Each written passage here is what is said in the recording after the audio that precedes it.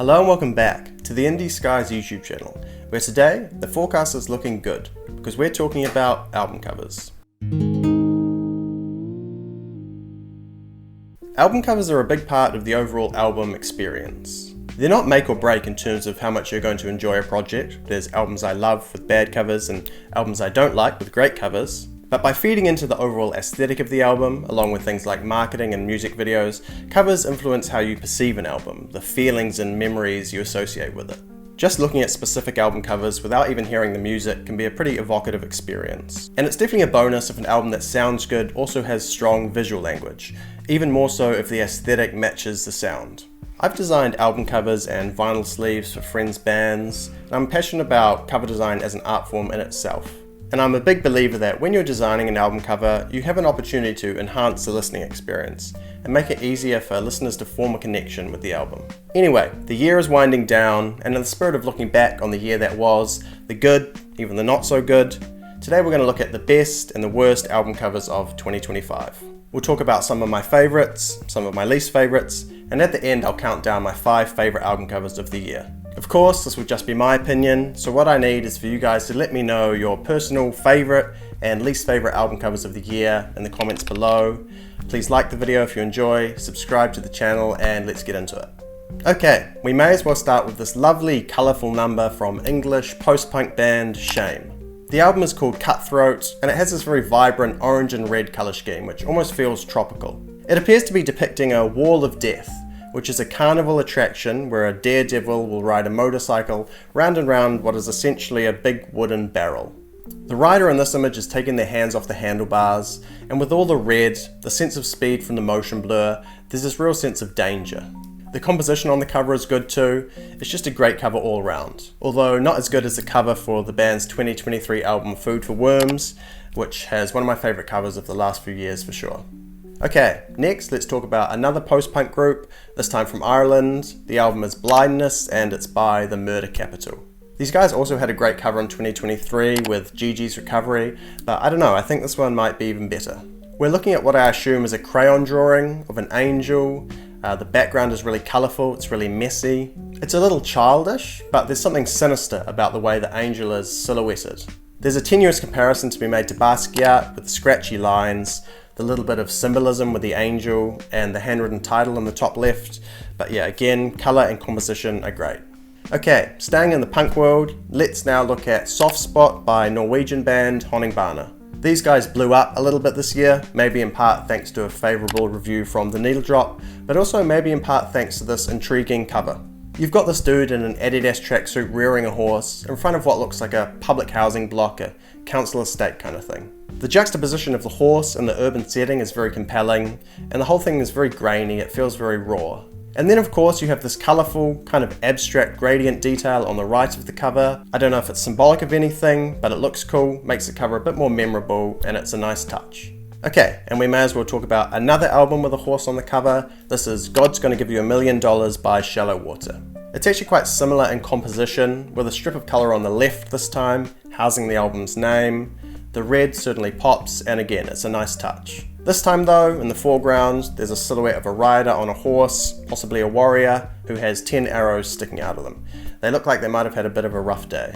It's pretty easy to read this as allegory. We've all had those days where everything seems to go wrong, but at the end we're still standing. The background of the cover is lovely as well. There's these soft little dabs of paint creating this pretty little clearing where our warrior can hopefully recover from their wounds. Let's quickly touch on 3 other painted covers. I'll reveal my favourite painted cover of the year in the top 5 list at the end, but before that here's 3 other bangers. Firstly, Magic of the Sail by Teeth. This is an album I discovered very recently through a comment on one of my videos, and I've been really liking the album as well as the cover. There's this figure who feels very medieval, striding across this hilly landscape. The figure obviously feels huge, they're a bit unnerving with their size, their big feet. Everything feels a little mysterious and dreamlike, with this big purple arch bordering everything and the night sky in the background. And the brushwork is cool, I like the texture, how you can see the underpainting, and yeah, it's a good cover. As is the cover for Fairyland Codex by Australian art punk band Tropical Storm. This is a pretty dark, tortured album. There's some pretty harrowing writing and sounds on here, and that kind of lends a certain intrigue to the cover. At a glance, you might think these characters are kind of cute, especially the big fluffy blue Yeti, but a closer look immediately dispels that notion. The eyes alone on some of these characters tells enough of a story, and there's some really creepy little characters in this little group photo. The way it's painted, it makes you feel like these characters are battling a strong wind, they're going on a journey, maybe they're fleeing. There's room to make up your own interpretations, which I like. Another album that I've been put onto recently that I've been loving is The Mocking Stars by mysterious British jazz rapper Laus the Cat. And this is a really beautiful cover. You've got these kind of post-impressionist forms and brushstrokes that animate this whimsical scene of a dancing cat playing an instrument surrounded by stars and a moon with a face. The colours really pop thanks to the black background, the painted text on the side is gorgeous, and the yellow text on the top and bottom really ties everything together, even if the serif font is a little bit sterile. An album that really nails the text though is "The future is here and everything needs to be destroyed by the armed." I love the way it's laid out, it's kind of organised chaos, and it really suits the street scene in the background, which I assume is Thailand from the tuk-tuks and the little bit of alphabet you can see. Also, the music on this album is super chaotic, so it all works together. Okay, just a couple more quick fire before we get into the worst covers of the year. I like this sweet little ink drawing for Drug Bugs, A Season's End. As usual, Ethel Cain nails the world building on Willow B. Tucker, I'll Always Love You, with this slightly haunting, old, faded photograph in an old frame. And the tones are perfect. The tones and the storytelling are also pretty great on the cover for Lonely People with Power by Deafheaven. From the Pyre by The Last Dinner Party is this great, dramatic, maximalist scene. There's lots to look at, but I think it's very tasteful. I love the lighting, the chiaroscuro, the reds in Burn Over by Greg Freeman. And I Love People by Corey Hansen feels a little bit silly, but very charming, just like the music. Okay, let's stop being so positive and happy for a moment and move on to talking about some of the not so good covers of the year. I'll probably move through these quite quickly so we don't have to dwell on them. I actually want to start with one I'm a bit on the fence about. I don't particularly like it myself, but I think others might, and it's been nominated for Best Album Cover at the Grammys. This is of course Moisturizer by Wet Leg. Do you guys like this cover? I'm not opposed to creepy covers that make you feel uncomfortable. There's actually a lot of covers in this vein that I really like, but something about this one just doesn't do it for me. This Lucy Dacus album, Forever is a Feeling, is an interesting case. I really don't like the original artwork. I know it isn't AI, but it has that essence about it. It feels like one of those filters that people were doing when AI technology first started to kind of improve. But then she changed the cover, repurposed the original, and I don't know if this was always the plan or if this was in response to negative feedback, but I actually really like what it turned into. The cover for Panda Bear's Sinister Grift isn't great, but it's not bad, but I wanted to include it because it feels like the little brother to the much worse Gut by Baths. Ew. I don't like the face with the upturned gaze thing that these two covers have going on, but the expression and all the liquid on the face makes the Baths one so much worse. Okay, now let's talk about a few covers that just felt a bit creatively bankrupt. For me, there's no bigger crime than being boring on your album cover. It feels like a wasted opportunity to build upon the music further. And this doesn't mean you have to do anything fancy. There's plenty of wonderful and iconic album covers that are very simple. Even this year, both the Horse Girl album, Phonetics On, and First Day Back by Forward are extremely understated, but they nail the basics, and that's enough. But Sable Fable by Bon Iver is boring. I don't like the salmon pink that features on the album and was in a lot of the marketing, and then the black square is just profoundly uninteresting. Sounds Like by Florrie is a good alt-country album that you should check out if that's your thing, but the wishy-washy handwritten font is again just a bit uninspired. Swag by Justin Bieber is just the word swag on a black background, which is actually quite ironic because the cover is utterly sourceless. And then I just can't help but feel like they could have done more with Never Enough by Turnstile. Glow On is an iconic cover which I talked about in a video on pink album covers, but this one just falls flat. One cover that really annoys me with how awful it is, and actually I've just made the impromptu decision that I'm going to award a prize for the worst album cover of 2025, so I'm going to need a drum roll for this. The worst album cover of 2025 goes to Double Infinity by Big Thief. I mean, what the f*** is this? It's this awful atomic lime or something. It's just floating in the void. I don't understand its relevance. I don't think it looks nice. And I just think it's a weird direction for them to take.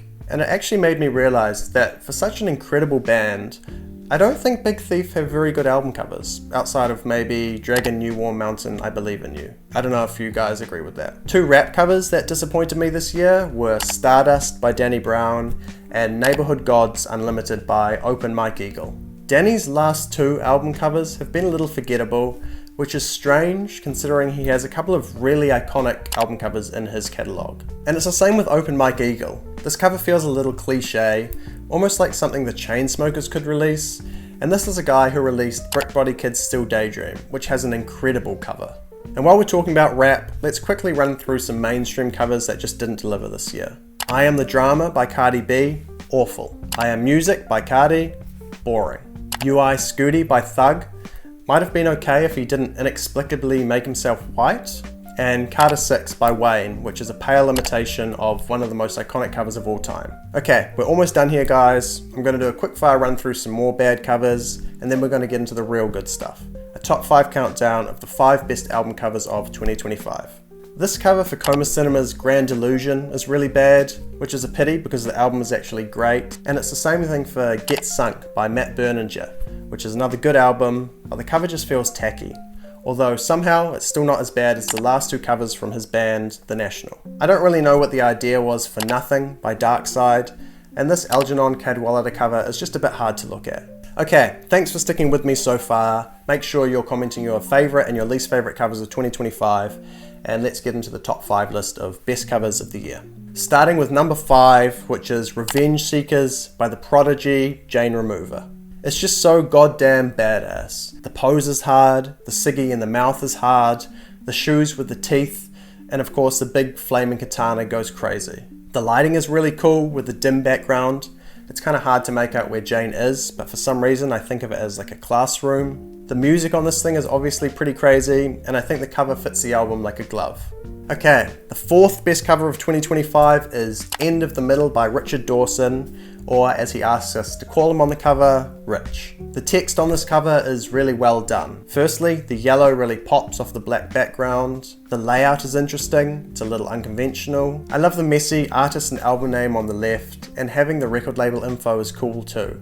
It's all really tasteful. The album finds beauty in the small things, in the mundane, and this wonderful, quaint, understated painting of a bus stop feels very familiar and fitting. Okay, number 3, the 3rd best cover of the year, is this absolutely fire number for Evangelic Girl is a Gun by Yule. And again, this cover is just so badass. It's so gritty, it's so raw. You have this really high contrast, black and white image of Yule, sitting on the floor, holding a gun. It's kind of dark cyberpunk, and it's really evocative. It feels like an image that could have been on a poster for a film about an assassin or a rogue cop in the 80s. Number 2 is so lovely, it's so cozy, and it's such a good companion to the tender and wintry vibes of the music. This is Goodbye World by Miffle. There's a lot of texture here. The main image is this picture of a red toy elephant sitting on the snow, and it's printed on this kind of cross-stitch fabric, which gives it this really grainy effect. Then you have some pressed flowers, this little strip of fabric draped on top. The tones are all lovely and soft. It's all very pleasant, while still being interesting and feeling unique. Okay, and the best album cover of the year, actually, let's get another drum roll in. The award for the best album cover of the year for 2025 goes to Glory by Perfume Genius. This photograph is incredible. It's esoteric, it's unclear what exactly is being depicted, but it's so compelling, so dramatic. There's this triangle of figures. You have, of course, the figure collapsed on the carpet, the other person in the room gazing outside, and this kind of ominous, blurry figure out the window who looks like they've just driven up in a hurry. The lighting is beautiful, and the warmth of the curtain and the lamp lend some poignance to the scene. But it's the composition, the layering, which makes this cover so special. This kind of layering is a really hard storytelling technique to pull off. If you've ever dabbled in street photography, you know how hard it is to layer your subjects without it looking messy. And its execution here echoes work from the masters of street photography like Gary Winograd, Alex Webb, and Joel Meyerowitz. It's really impressive, it's beautiful, and it's the best album cover of the year. Okay, there we go. There were some of the best covers of the year and some of the worst. Of course, please get down in the comments. Let me know your favorite covers and your least favorite covers of the year. If you enjoyed the video, please like it, subscribe to the channel, and I'll see you next time. Cheers.